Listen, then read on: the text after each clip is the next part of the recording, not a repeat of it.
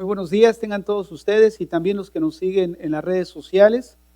El día de hoy vamos a continuar con esta serie del libro de los Hechos y el tema que vamos a abordar lo he titulado Testigos de Dios. Testigos de Dios. Abran su Biblia ahí en Hechos capítulo 5, verso 12. El día de hoy vamos a leer 20 versículos, pero va a ser necesario para ir entendiendo la historia, la trama de lo que se está desenvolviendo en el libro de los Hechos y mirar lo que vamos a tratar el día de hoy. Testigos de Dios. Hechos capítulo 5, verso del 12 al 32. Dice así: y por la mano de los apóstoles se hacían muchas señales y prodigios en el pueblo. Y estaban todos unánimes en el pórtico de Salomón. De los demás, ninguno se atrevía a juntarse con ellos, mas el pueblo los alababa grandemente. Y los que creían en el Señor aumentaban gran número así de hombres como de mujeres, tanto que se sacaban los enfermos a las calles y los ponían en camas y lechos, para que al pasar Pedro, a lo menos su sombra cayese sobre alguno de ellos. Y aún de las ciudades vecinas, muchos venían a Jerusalén, trayendo enfermos y atormentados de espíritus inmundos, y todos eran sanados. Entonces, levantándose el sumo sacerdote y todos los que estaban con él, esto es, la secta de los saduceos, se llenaron de celos, y echaron mano de los apóstoles y los pusieron en la cárcel pública.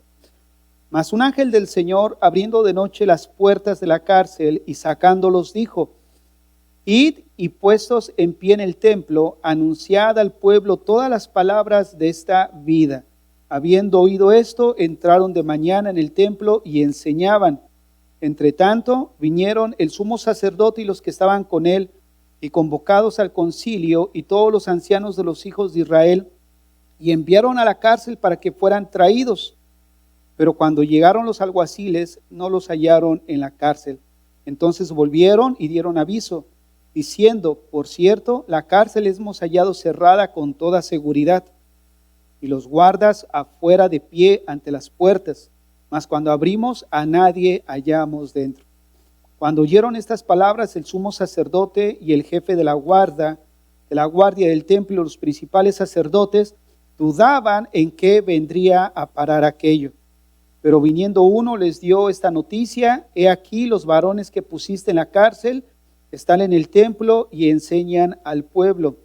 Entonces el jefe de la guardia fue a los alguaciles y los trajo sin violencia.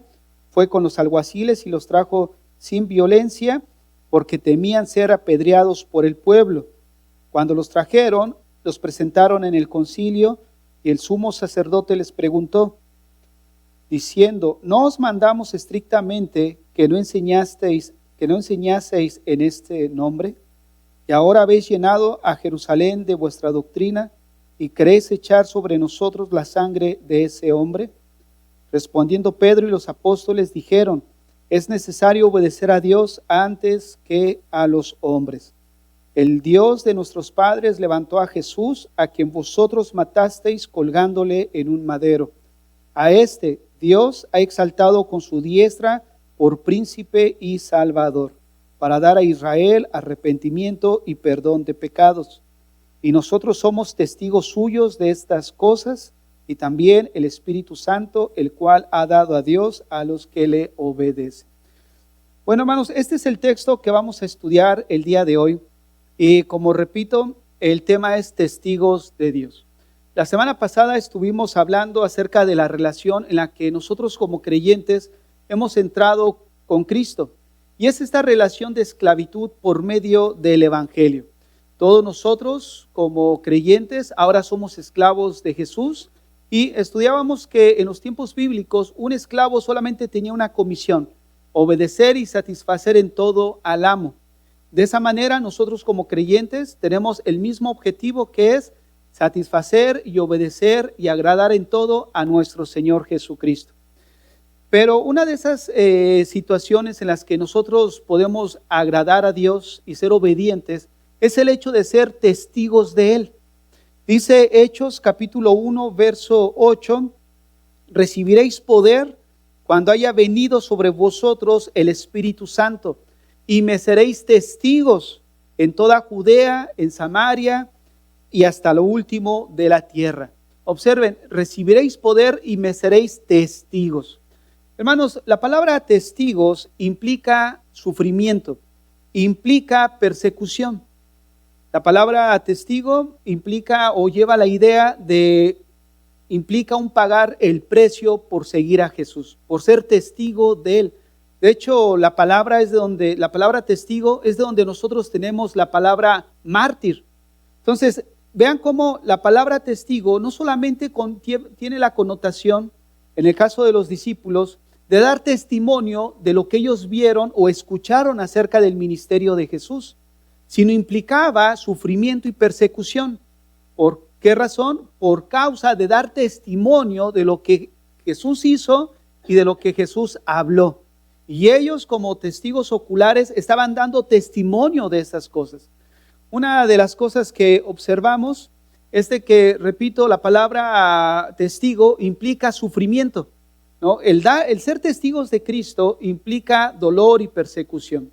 Uno de los discípulos que nosotros entendemos que comprendió que seguir a Jesús no era cosa fácil es precisamente el apóstol Pedro. El texto que leímos en Hechos 5, vemos que hay una narrativa en la que Lucas está presentando todos los acontecimientos que están viviendo los apóstoles por causa de dar testimonio de Cristo, ¿no? Hay un mover del Espíritu Santo muy hermoso porque los apóstoles están predicando, hay señales y milagros y la gente está respondiendo en arrepentimiento. Entonces, conforme van predicando, las personas se van añadiendo a la iglesia por causa del evangelio y el testimonio de los apóstoles.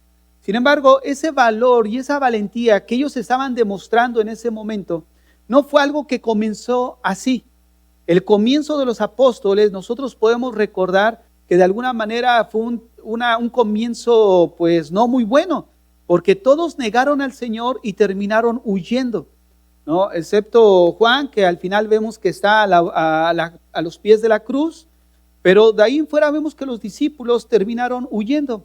Y uno de los discípulos que presentó más valor y más valentía cuando el Señor les estaba informando ahí en el Evangelio de Juan, que él se iba a ir y a donde él iba a estar, ellos no podrían estar, que también les había dicho este mismo mensaje a los judíos.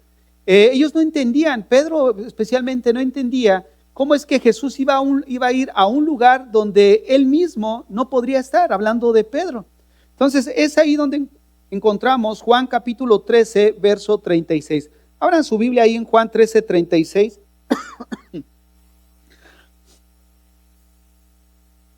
Juan 13, 36 al 38. Vean cómo Pedro, hablando con el Señor, le dijo Simón Pedro: Señor, ¿a dónde vas? Jesús le respondió: a donde yo voy no me puedes seguir ahora, mas me seguirás después. A donde yo voy no me puedes seguir ahora, mas me seguirás después. Le dijo Pedro: Señor, ¿por qué no te puedo seguir ahora? Mi vida pondré por ti. Jesús le respondió: tu vida pondrás por mí. Todos entendemos qué fue lo que pasó a continuación, ¿no? Al final, aquel hombre que estaba dispuesto a seguir a Jesús hasta la muerte, no solo termina negándolo, sino que también termina huyendo. Cuando nosotros pensamos acerca de este evento que está ocurriendo aquí en los evangelios con Pedro, no debemos de ser tan duros con Pedro, porque de alguna manera nosotros no somos mejores que Pedro, porque Pedro en ese sentido se encontraba en una tensión donde era una confesión de vida o muerte.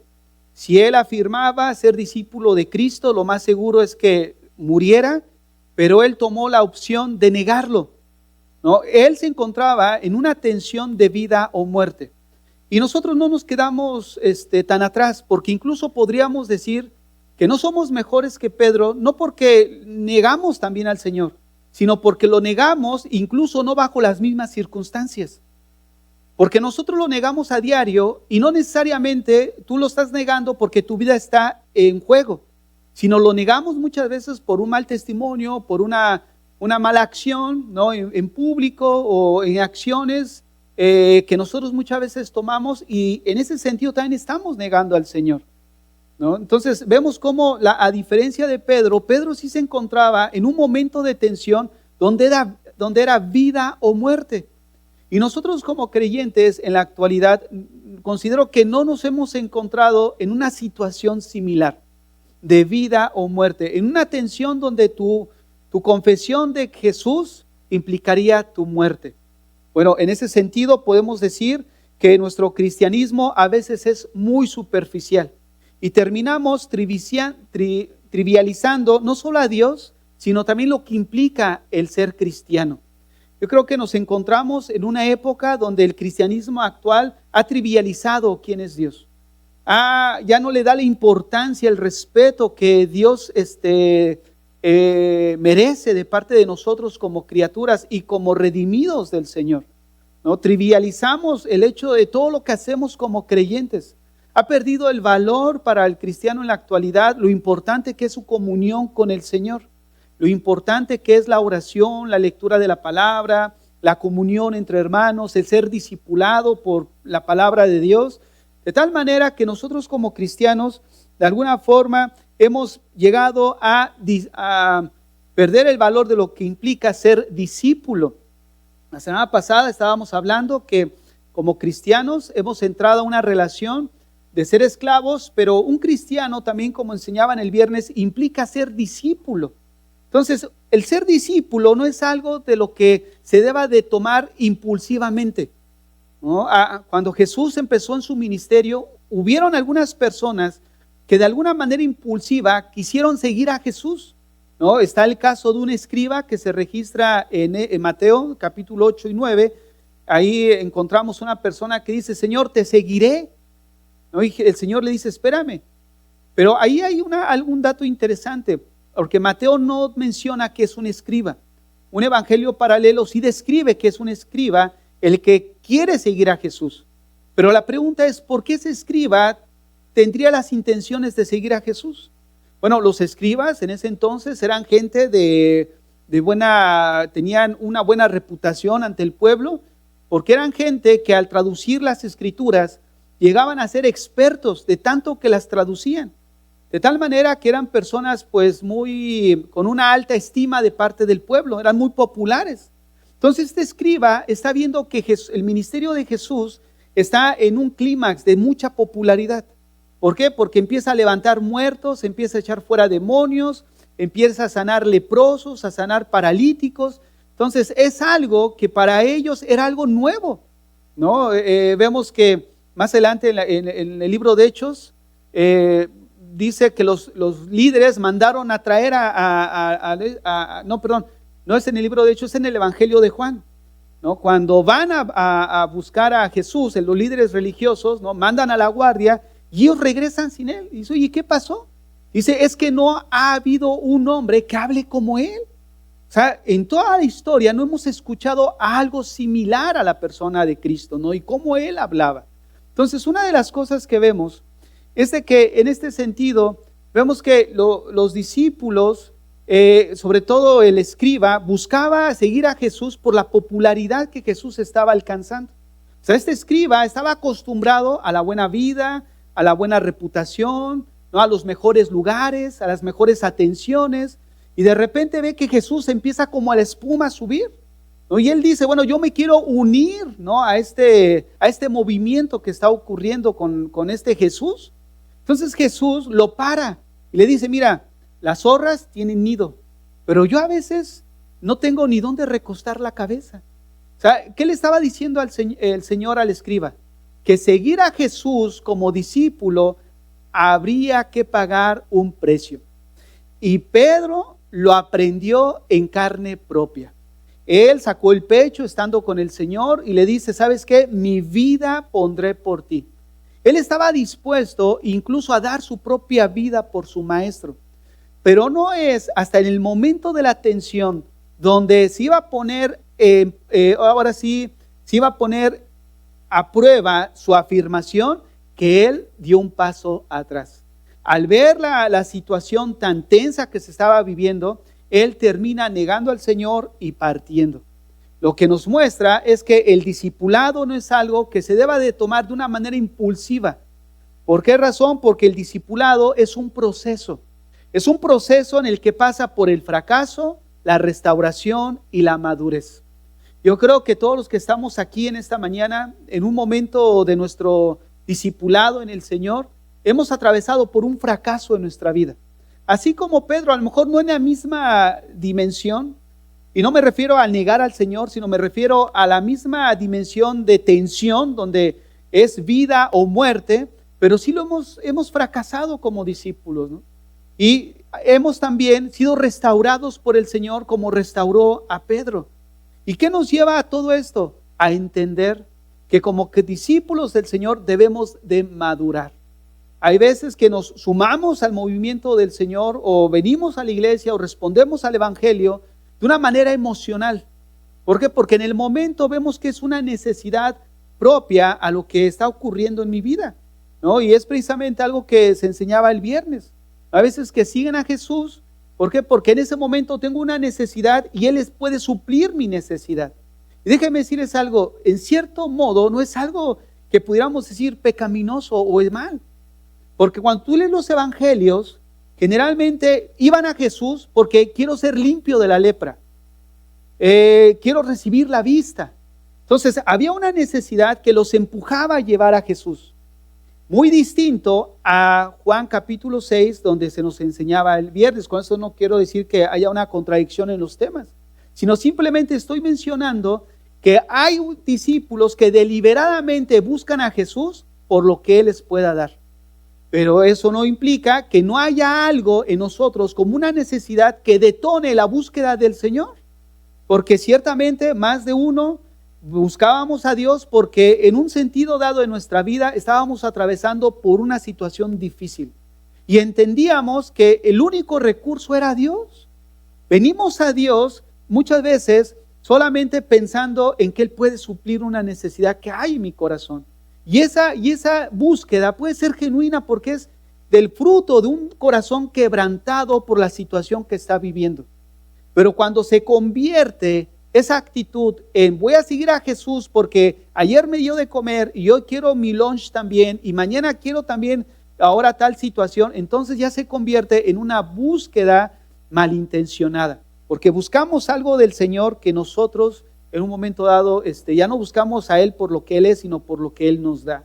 Entonces vemos que en la vida del apóstol Pedro, él aprendió en carne propia el precio que implica ser discípulo de Jesús.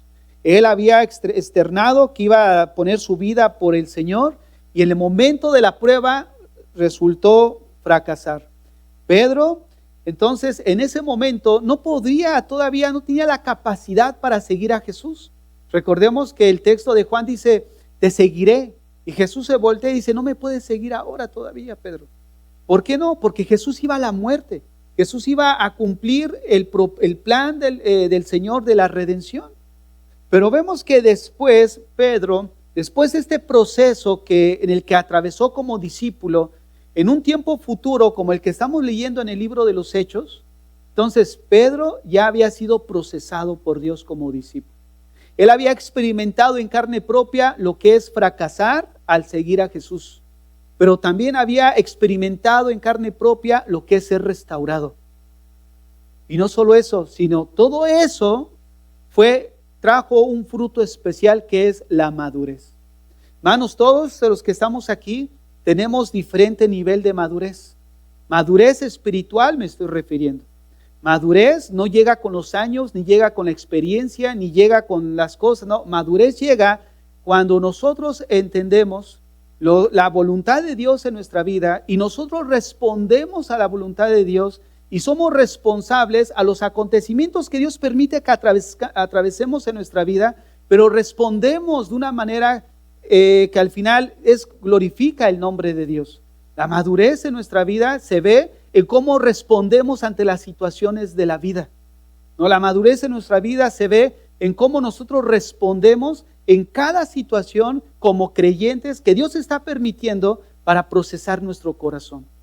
¿No es cierto? Y ahí vemos cómo Pedro al inicio no tenía esa madurez, ese compromiso, esa entrega por el Señor. Él tenía un deseo, ¿no? un ímpetu, te seguiré y mi vida pondré por ti. Pero el Señor tenía que trabajarlo, tenía que procesarlo en ese sentido. De tal manera que ahora Pedro, ya una persona madura y ya procesado, lo vemos en el libro de los Hechos testificando, a pesar de que se iba a encontrar una oposición. Y algo que nos llama la atención aquí es que no solamente Pedro iba a vivir este encuentro de oposición con los líderes religiosos, sino también los demás discípulos. Ahora los discípulos se encontraban en una misma situación, bajo un mismo nivel de estrés y depresión de vida o muerte, y ahora vamos a ver cuál es el fruto de ellos a todo el proceso que habían pasado como discípulos. Con esto quiero mencionarles que muchas veces en nuestra vida podemos no hacerla muy bien como discípulos de Cristo. Podemos no responder de una manera acertada en cualquier situación en nuestra vida, pero no tires la toalla. No tires la toalla, porque a través de ese fracaso, después de ese fracaso, viene una restauración de parte de Dios. Y con el tiempo, al mirar atrás, podemos ver que todo ese periodo de sufrimiento trajo a nuestra vida un fruto.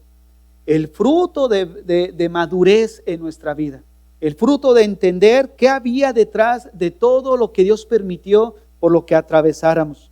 El día de hoy vamos a ver algunas características de lo que implica seguir a Jesús en el texto de Hechos que acabamos de leer, pero era necesario que recordemos lo que atravesó Pedro, porque Pedro es uno de los discípulos que dentro de los primeros capítulos de Hechos gira mucho, es un personaje principal en toda la trama de Pedro, ¿no? Después es Pablo, y esto tiene un propósito por lo cual lo escribe así Lucas, pero vamos rápidamente a ver la primera característica de lo que implica ser testigo de Jesucristo para la iglesia primitiva.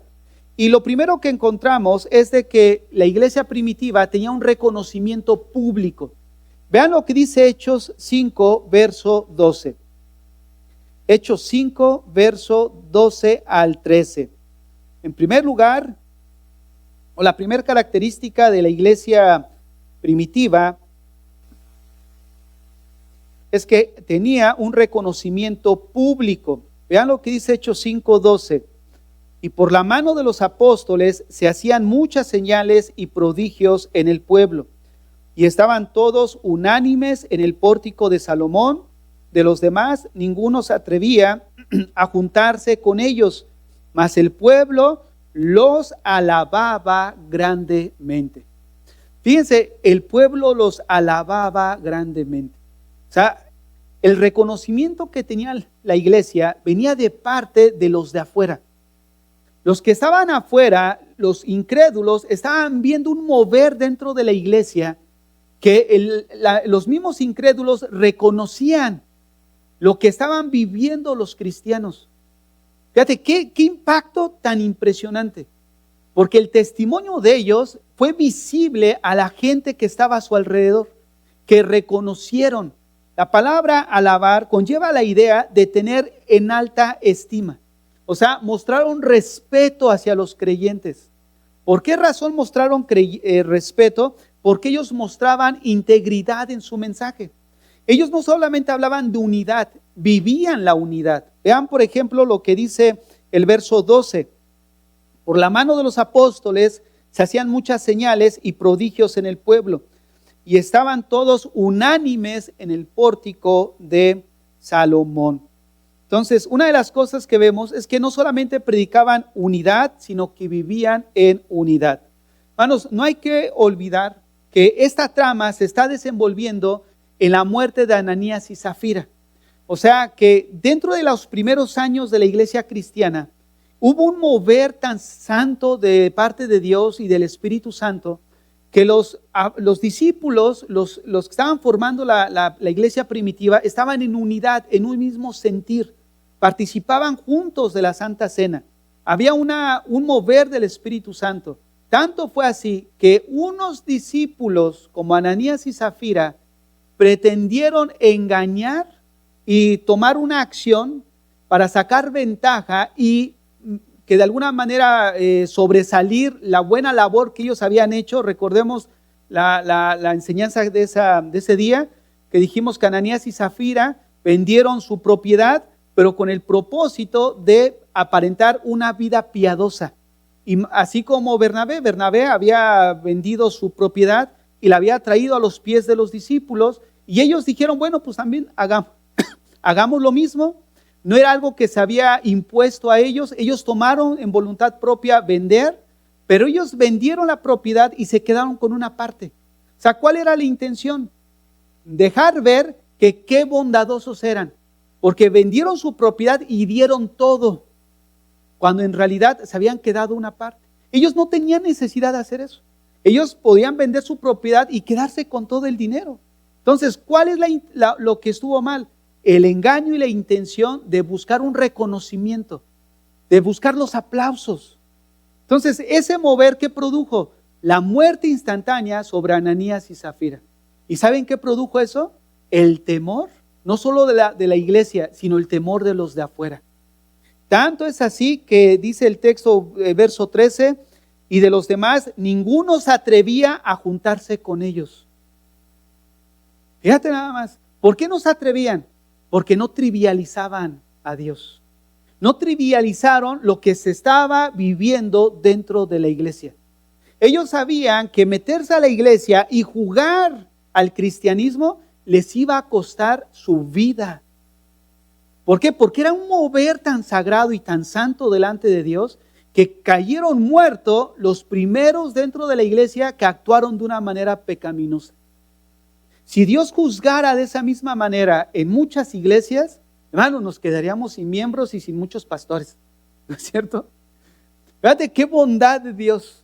Pero mira cómo el mover de la iglesia primitiva fue un mover tan santo de Dios que produjo muerte a aquellos que de alguna manera deliberada trivializaron lo que estaba ocurriendo.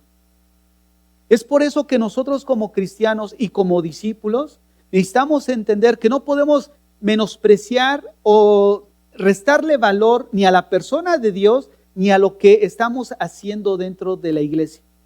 No venimos a la iglesia para ser entretenidos. No venimos a la iglesia para ver cómo viene vestido el hermano, cómo viene vestida la hermana, para ver qué es lo que está mal o está bien, o para ir y traer mensajes.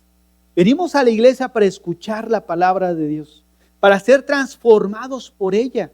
Porque la iglesia precisamente es como un hospital, donde todos somos restaurados por Dios.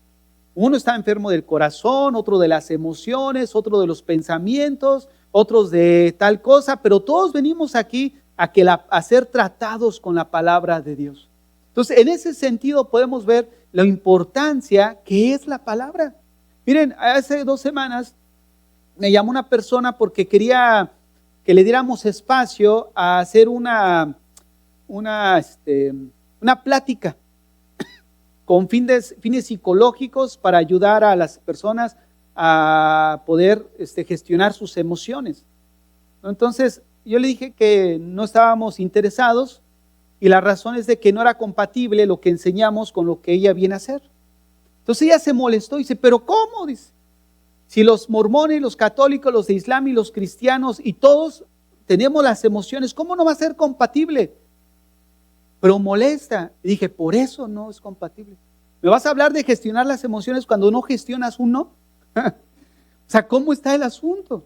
Hermanos, fíjense, algo que me he dado cuenta es de que cuando damos la consejería o la instrucción bíblica, a veces como que se trivializa.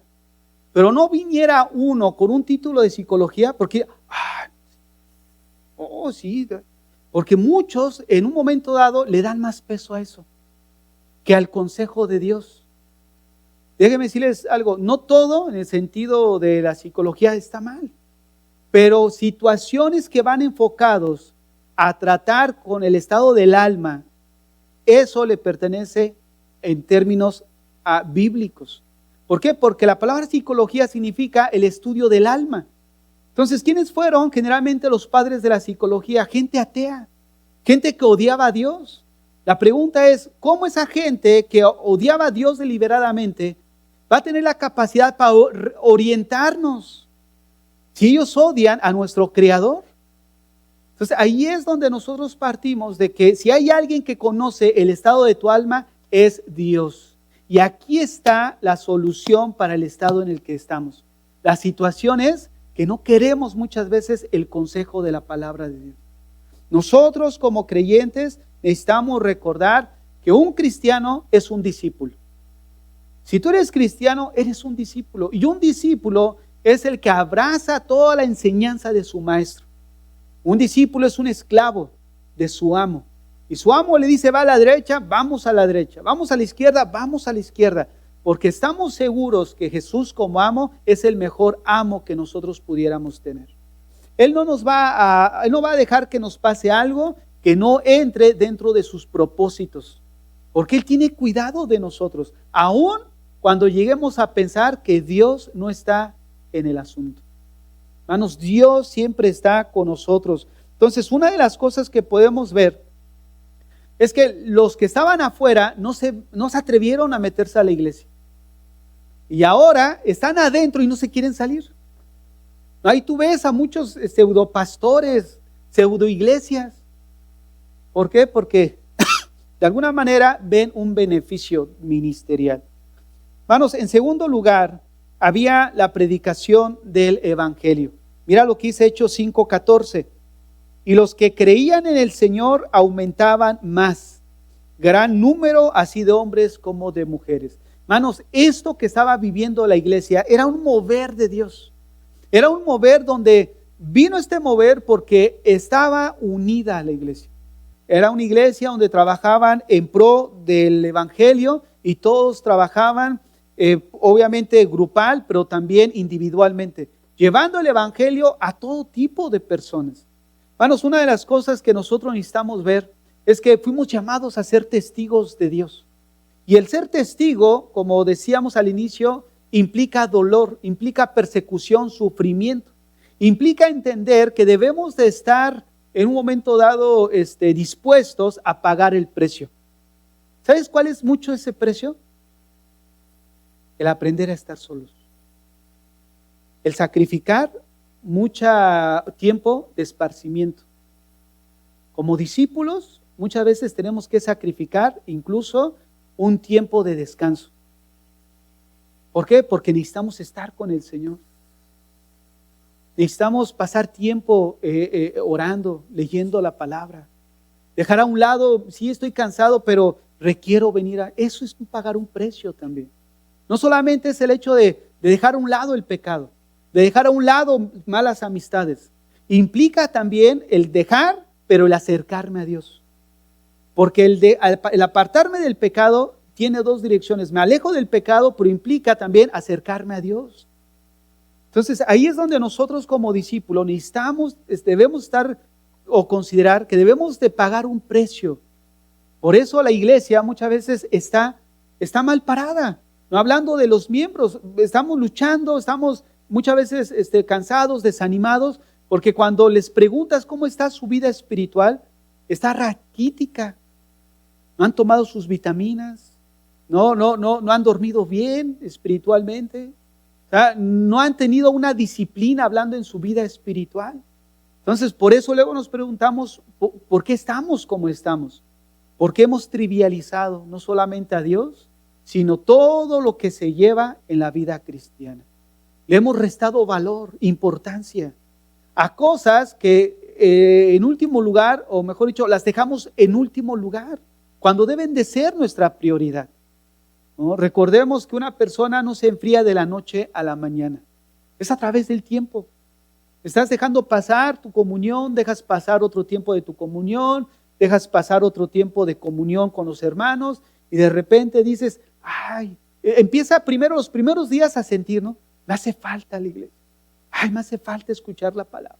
Ya después del tiempo, ni te acuerdas. ¿Por qué? Porque te has ido enfriando con el tiempo.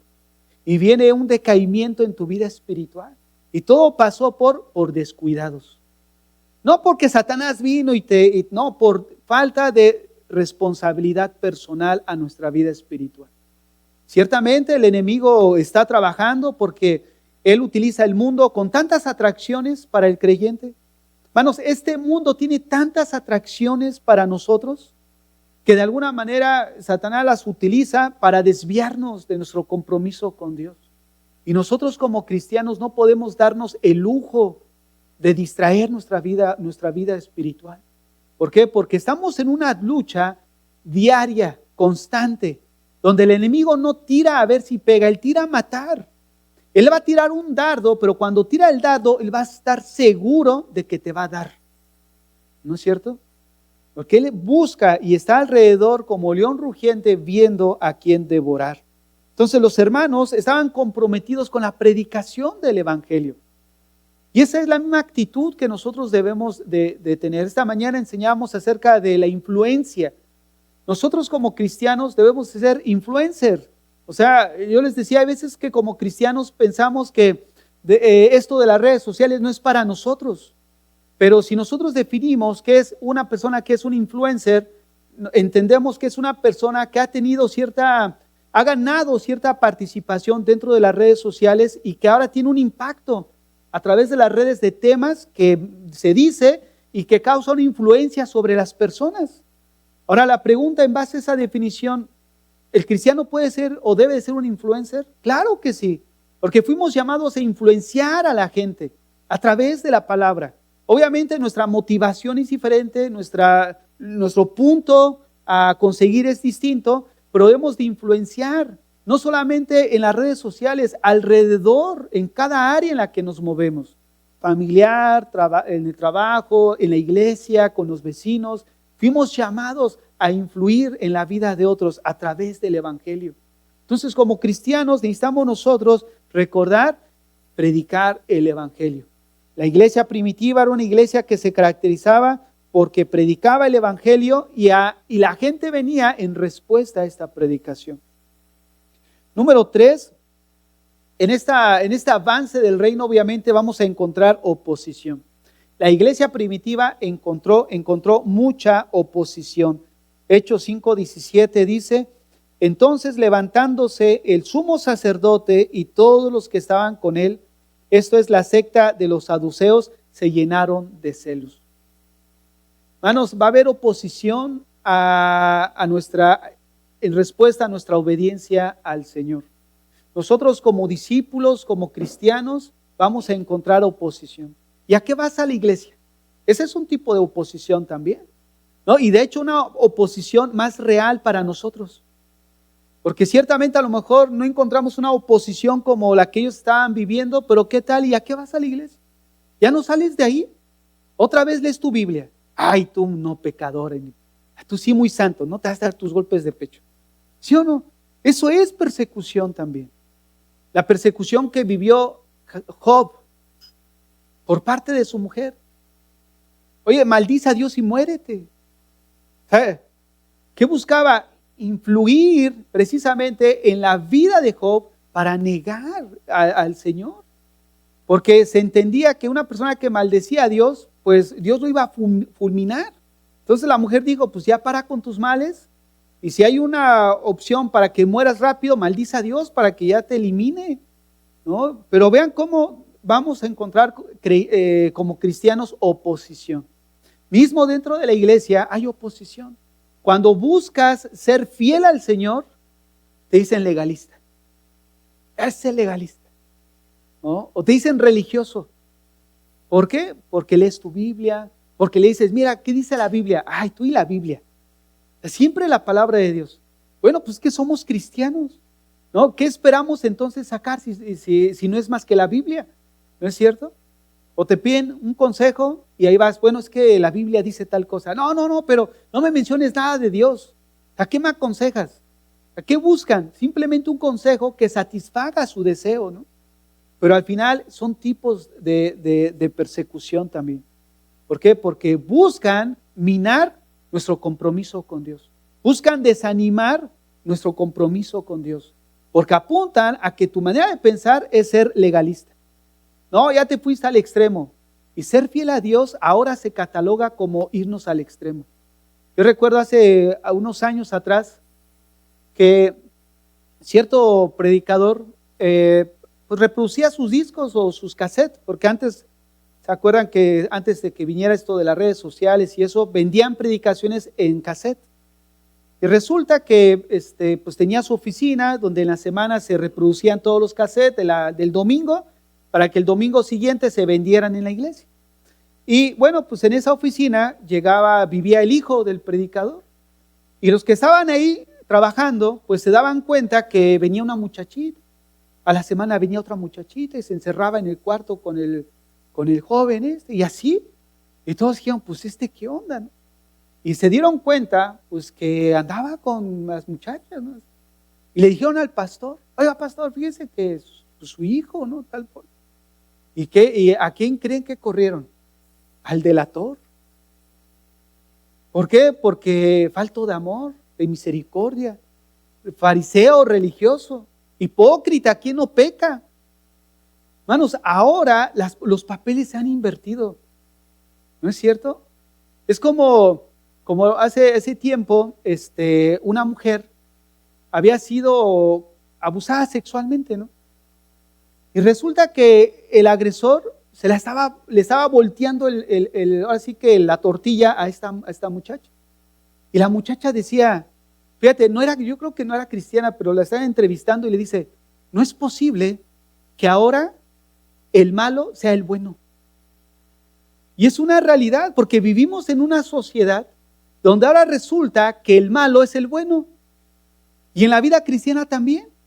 Ahora resulta que el que quiere vivir agradando a Dios, ahora es el malo, ahora es el religioso, ahora es el exagerado.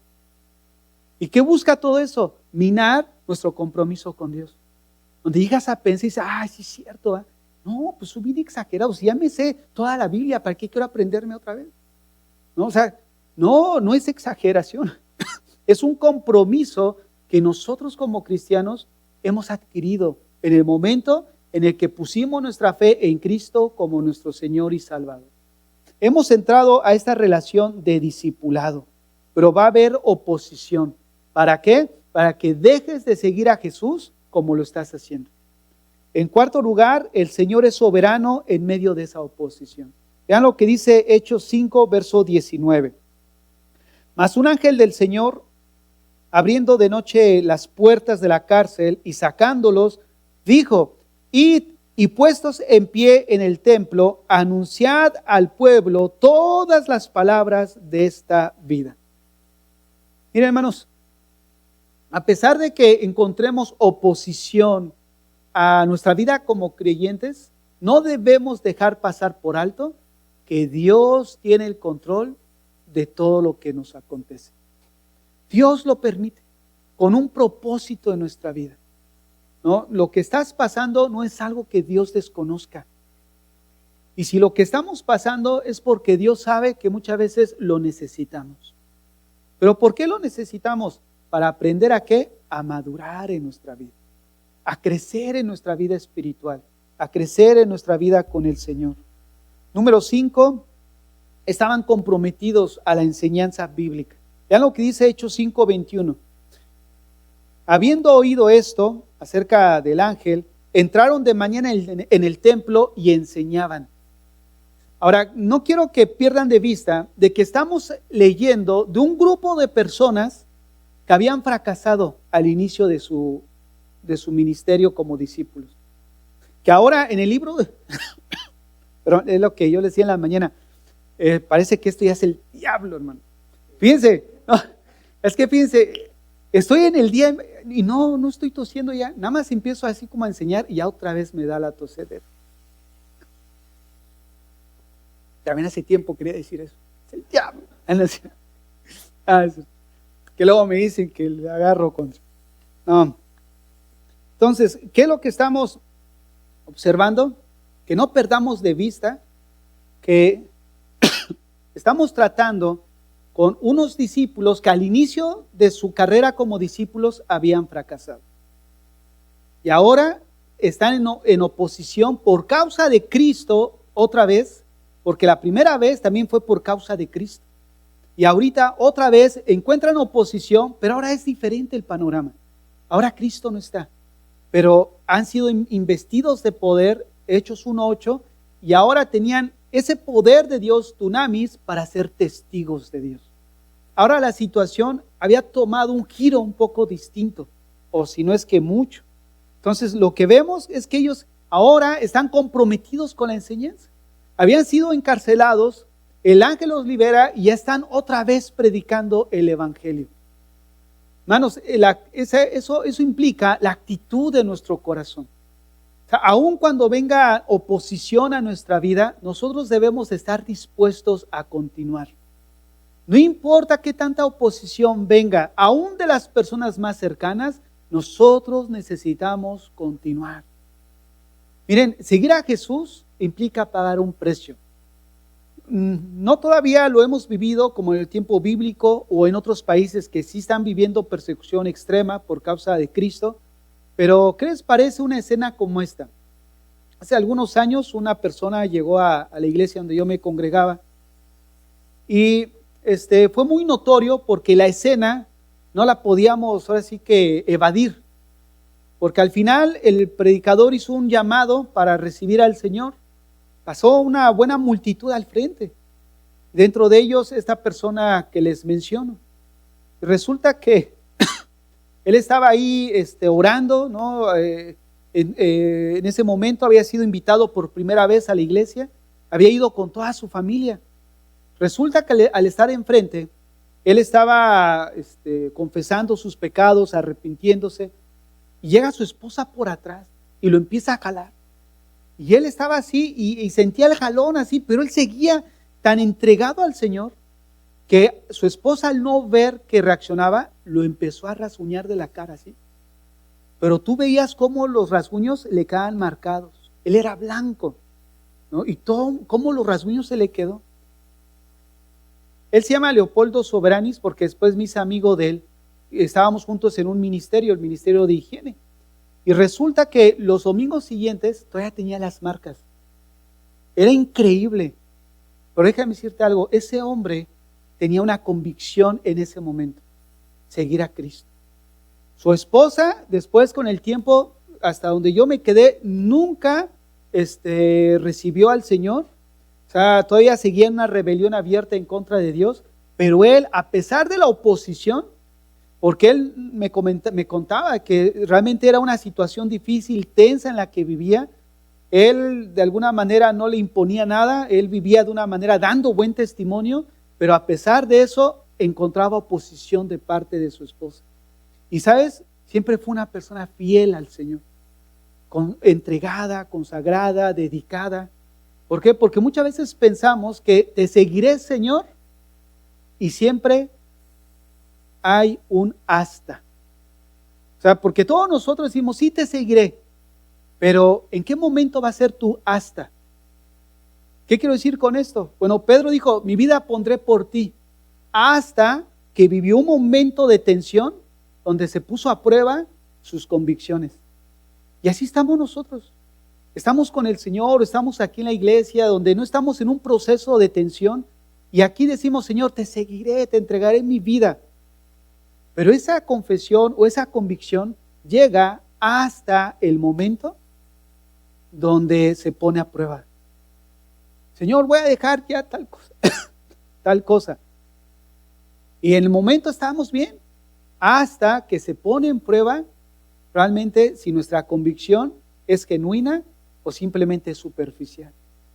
Y los discípulos, después de haber fracasado con el Señor los restaura. Y ese hasta continuó. Continuó hasta que murieron la mayoría, excepto Juan, como mártires. Pero en la vida de ellos, su hasta fue hasta que murieron. Se mantuvieron fieles. Fíjate nada más qué gran diferencia, ¿no? A estas alturas los discípulos de Cristo ya sabían qué implicaba seguir a Jesús. Seguir a Jesús les iba a costar todo, les iba a costar la vida. Y ellos a estas alturas, los apóstoles, ya lo habían entendido. Seguir a Jesús no era algo tomado así a la ligera. Seguir a Jesús implicaba que iba a costarle la vida. De tal manera que a esta altura para ellos es como un déjà vu. ¿Por qué como un déjà vu? porque ellos ya habían estado en esa misma posición, en una posición de negar o confesar a Cristo. Vienen de ser encarcelados y ahora se encuentran otra vez en la posición de seguir predicando al Señor o simplemente darle otra vez la espalda. Estaban viviendo algo similar que habían vivido al inicio de su discipulado y habían fracasado. Ellos pasaron del fracaso de ser un discípulo a la madurez como discípulos. Pedro no estaba listo en ese momento cuando él dijo: mi vida pondré por ti, Señor. No estaba listo para seguir a Jesús. Pero ahora, en estas alturas, en la que estamos leyendo el libro de los Hechos, estaba dispuesto a dar su propia vida por el Señor. Fíjate qué cambio tan drástico, ¿no es cierto? Vemos a un Pedro en los evangelios al final que lo presentan un cobarde, una persona desleal que le fue infiel al Señor, y ahora está dispuesto a estar delante de las mismas personas que mandaron a la muerte a Jesús. ¿Por qué? Porque está delante de los líderes religiosos, del sumo sacerdote y de los escribas y fariseos. Delante de ellos estuvo Jesús y fueron ellos los que le dieron muerte. Y ahora le tocaba el turno a sus discípulos. ¿Y ahora qué iban a hacer los discípulos? Fíjate, días atrás, ellos habían negado al Señor y ahora están valerosamente predicando el Evangelio. Fíjate lo que dice Hechos 5, verso 27 al 29. Cuando los trajeron, ¿no?, después de que les fue llevado aviso de que estos hombres que estaban en la cárcel estaban otra vez predicando, fueron por ellos, los presentaron en el concilio y el sumo sacerdote les preguntó diciendo: ¿no os mandamos estrictamente que no enseñéis en ese nombre? ¿Y ahora habéis llenado a Jerusalén de vuestra doctrina? ¿Y queréis echar sobre nosotros la sangre de ese hombre? Fíjense, esta frase nos indica que ellos eran los mismos que habían mandado a la muerte a nuestro Señor. Ahora quieres echarlo sobre nosotros, ¿no? Y dice el verso 29, respondió Pedro y los apóstoles: es necesario obedecer a Dios que a los hombres, antes que a los hombres. Imagínate nada más qué convicción de este Pedro. Después de ese proceso en el que Dios permitió que él atravesara, que le dijo Jesús a Pedro: el diablo me ha pedido para zarandearte. ¿Y sabes qué? Pedro le ha dado permiso. Y ahí mismo le dice que lo iba a restaurar, pero cuando regreses, confirma a tus hermanos. O sea, ¿de qué nos habla? Que en medio de toda situación, como ahorita decíamos, Dios es soberano. Dios tiene el control de todo lo que podemos atravesar como discípulos por causa de dar testimonio de Cristo Jesús. El dar testimonio no solamente es dar un testimonio mejor dicho, el ser testigos no solamente es el dar testimonio de lo que la Biblia dice de Cristo, sino el ser testigos, como decíamos, implica sufrimiento, persecución, hasta el punto de dar nuestra propia vida. Hermanos, estaban ante las mismas personas. Como ahorita les decía, que habían dado muerte al Señor tiempo atrás y ahora era el turno de los discípulos. Pero ahora las condiciones no eran las mismas. Ahora sabían el precio que es seguir a Jesús y ahora sí estaban dispuestos a morir por causa de Cristo. Ahora, con valor, ellos mismos ahora predicaban del Evangelio. Vean lo que dice el verso 30 al 32 de Hechos 5. Hechos 5 del 30 al 32. El Dios de nuestros padres levantó a Jesús, a quien vosotros matasteis, colgándole en un madero. A este Dios ha exaltado con su diestra por príncipe y salvador para dar a Israel arrepentimiento y perdón de pecados. Y nosotros somos testigos suyos de estas cosas y también el Espíritu Santo, el cual ha dado a los que le obedecen. Fíjense la misericordia de Dios. Los discípulos ahora están delante de las mismas personas que habían dado muerte al Señor. Y ahora el Señor pone a sus discípulos a que les prediquen el Evangelio a ellos.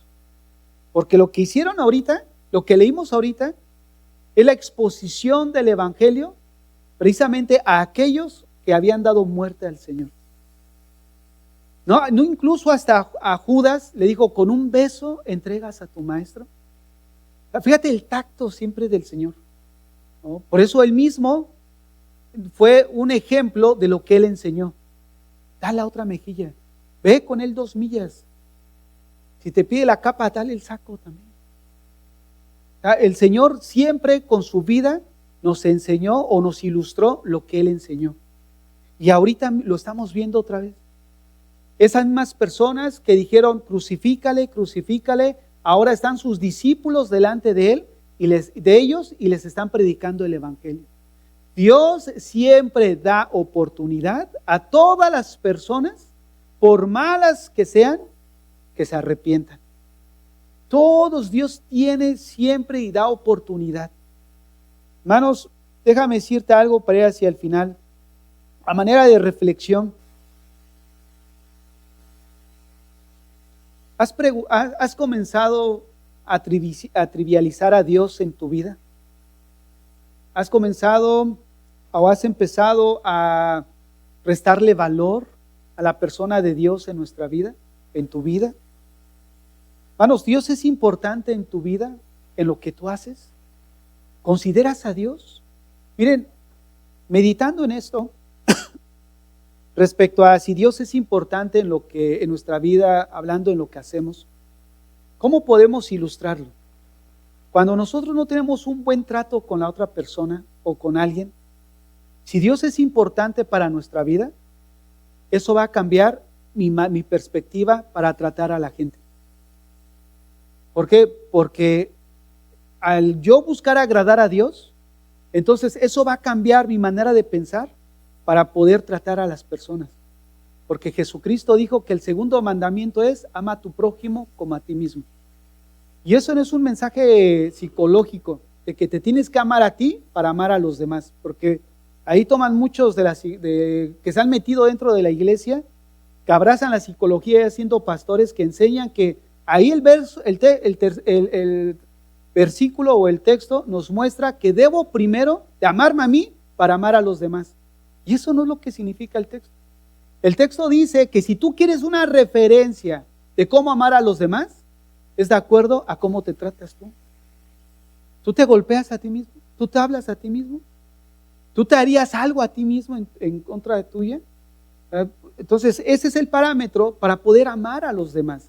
Ama a los demás como a ti mismo, porque la Biblia ya da por hecho que nosotros nos amamos, en ese sentido nos apreciamos, y hay unos que hasta además se autoevalúan demasiado. Entonces hay que tener cuidado en todo sentido. Entonces, ¿qué es lo que estamos viendo? Hermanos, Dios realmente es importante en tu vida, porque Dios, al ser importante en nuestra vida, cambia todo lo que hacemos. Porque ahora lo que hacemos lo filtramos a la luz de buscar agradar a Dios. Hermanos, ¿qué representa Dios para tu vida? ¿Qué representa? La finalidad es observar si hemos empezado a trivializar a Dios en nuestra vida y el cristianismo, o sigue teniendo el mismo valor para nosotros como al principio. Te quiero preguntar, ¿qué estarías dispuesto a dejar por Dios? ¿Qué estarías dispuesto a dejar? ¿Qué estamos dispuestos a dejar?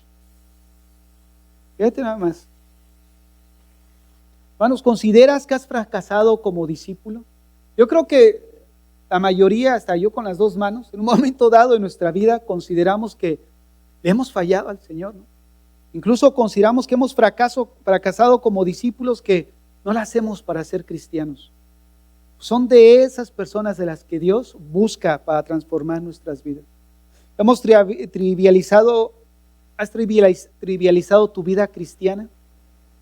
Hermanos, ¿has perdido tu compromiso, la pasión de ser discípulo de Cristo en tu corazón como al principio? Ese mismo fuego por el Señor, ese mismo amor por Él, ¿lo has ido perdiendo? Fíjense, muchas veces decimos cuando una persona se convierte que está en su primer amor. Y pensamos que la idea del primer amor corresponde a los primeros años de la vida cristiana. Pero eso no tiene nada que ver con eso. ¿Sabes? No sé de dónde sacaron eso. Pero la frase primer amor significa que Él es el primero en tu vida. ¿A poco nada más Él es el primero en tu vida en tus primeros años como cristiano? Él debe ser el primero en tu vida en toda tu vida como cristiano. Entonces, el que Él sea el primer amor en tu vida no quiere decir que sean los primeros años de tu vida cristiana. Y ya como tú tienes 20 y 15, o sea, ya estamos viejos en el evangelio y vemos al nuevo, ya le va a pasar. No, te pasó a ti, pero no tiene por qué pasar a él. ¿No? O sea, nosotros como creyentes, mientras más avanzamos en el Señor, más pasión debe de haber en nuestro corazón. Más el deseo de aprender y de crecer y de agradar a Dios en nuestras vidas. Hermanos, ¿qué estamos dispuestos a dejar como cristianos por seguir a Cristo? Les quiero leer una historia de donde surgió el canto He decidido seguir a Cristo que cantamos esta mañana. Como consecuencia de un avivamiento en Gales en 1841, llegaron algunos misioneros a Meghalaya, ahora estado de Assam, en el noreste de la India. A esta zona también llegó un grupo de misioneros bautistas estadounidenses. Esta región era extremadamente peligrosa para predicar el evangelio, ya que decenas de misioneros habían sido asesinados. Este pueblo era muy hostil y agresivo, pero gracias al trabajo de evangelización se convirtió Knoxen y su familia, que ellos pertenecían a la tribu Garo. Este hombre había aprendido lo básico del evangelio, que era seguir a Jesús y simplemente dejar de vivir en pecado. Pero al enterarse de esto, el jefe del pueblo ordenó que los arrestaran. Luego reunió a toda la familia en la plaza principal y le dijo a Knoxen que si no renunciaba a su fe, sus hijos serían ejecutados. Ante esto, el hombre respondió: he decidido seguir a Jesús, no hay vuelta atrás. Knoxen dijo esto porque sabía que renunciar a su fe era volver atrás, volver a vivir en pecado y sin seguir a Jesús. Entonces el jefe ordenó matar a los dos hijos del creyente. El jefe volvió a hablarle diciendo que si no cambiaba su actitud, su esposa también correría la misma suerte. La respuesta del hombre fue: aunque nadie se una a mí, aún así lo seguiré. No hay vuelta atrás. Así que mataron a su esposa, y al escuchar esto, el jefe, enojado, exigió a Knoxen que renunciara públicamente a su fe o se enfrentaría también a la muerte. Knoxen, tocado por el Espíritu Santo, respondió: he decidido seguir a Cristo. No hay vuelta atrás, no hay vuelta atrás. El jefe pidió por última vez negar su fe y vivir, y Knoxen dijo alegremente estas últimas palabras: la cruz delante de mí, el mundo detrás de mí. No hay vuelta atrás, no hay vuelta atrás. Es precisamente lo que aprendió Pedro. Pedro al inicio, él dijo: mi vida pondré por ti. Pero lo dijo probablemente en un estado sin considerar lo que implicaba seguir a Jesús. Con el tiempo entendió que seguir a Jesús era incluso dar su vida misma por seguirlo. Él, fracasado, sintió ese fracaso como discípulo. El Señor viene, lo restaura, y ahora, siendo una persona transformada por Dios, llena ahora del Espíritu Santo, tiene el valor para predicar en medio del concilio ante las personas que habían condenado a su maestro. Ahora, por segunda vez, Pedro tiene la oportunidad de negar al Señor o de confesar a Jesús como el Señor. Y lo hizo valientemente. Igual como Knoxen, donde estaba en juego su vida y la de su familia, y él decidió seguir a Jesús. Dijo: no vuelvo atrás. Hay una historia que data desde la primaria, cuando nos contaron en la historia universal, cuando Cristóbal Colón llegó a América, que dice que muchos marineros querían regresarse otra vez, y él, viendo la decisión de muchos que lo acompañaban, mandó a quemar los barcos, la Niña, la Pinta y la Santa María.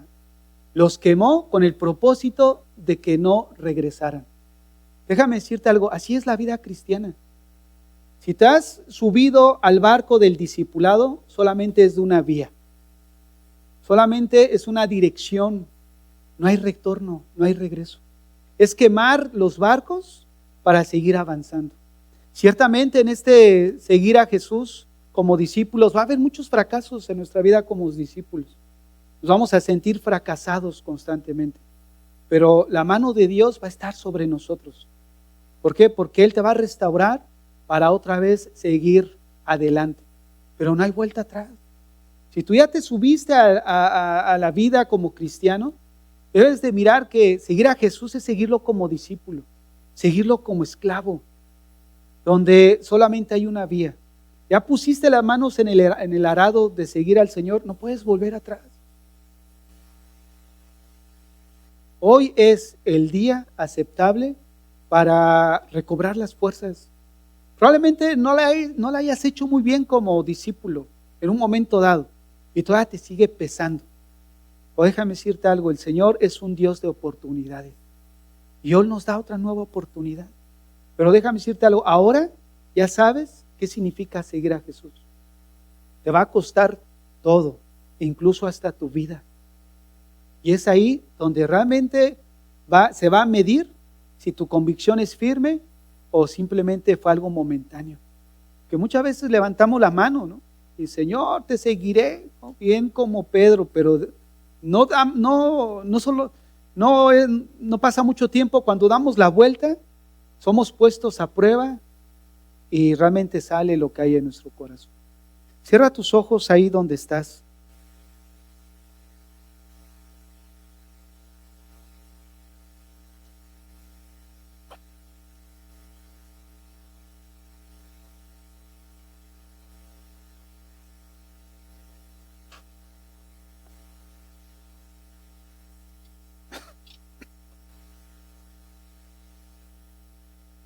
Así con tus ojos cerrados.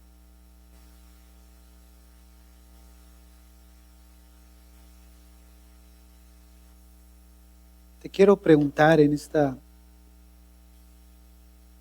hora.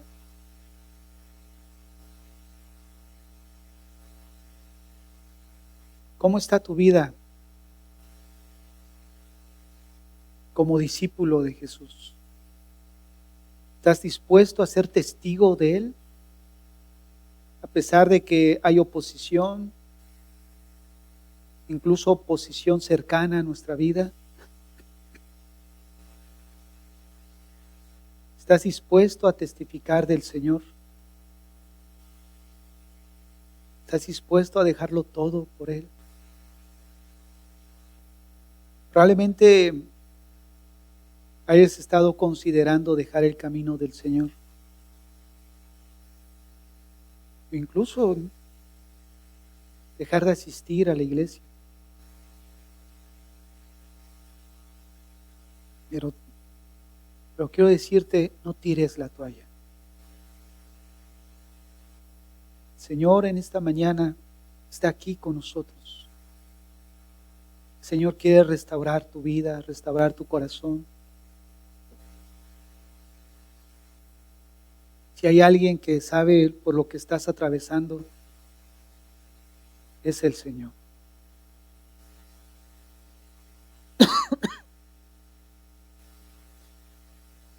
No trivialices lo que estamos diciendo como una frase sonada, que el Señor está aquí, que el Señor está aquí y que el Señor sabe lo que estás pasando.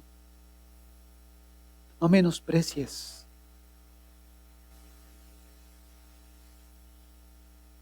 esta afirmación. Que cuando hablamos de que el Señor está aquí y sabe por lo que estás atravesando, tiene implicaciones profundas. Porque implica que Él está bajo el control de las cosas. Implica que Él no permite algo que no vaya a obrar para tu bien.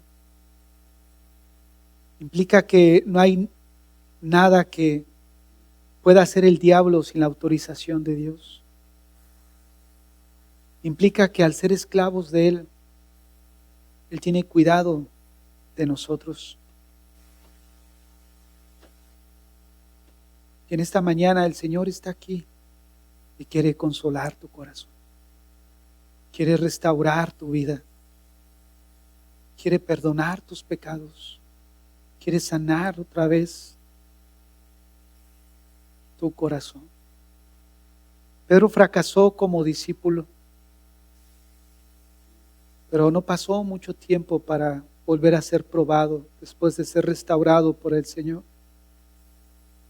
Y ahora lo vemos valientemente siendo testigo de Dios ante aquellas mismas personas que habían tiempo atrás crucificado a su Señor.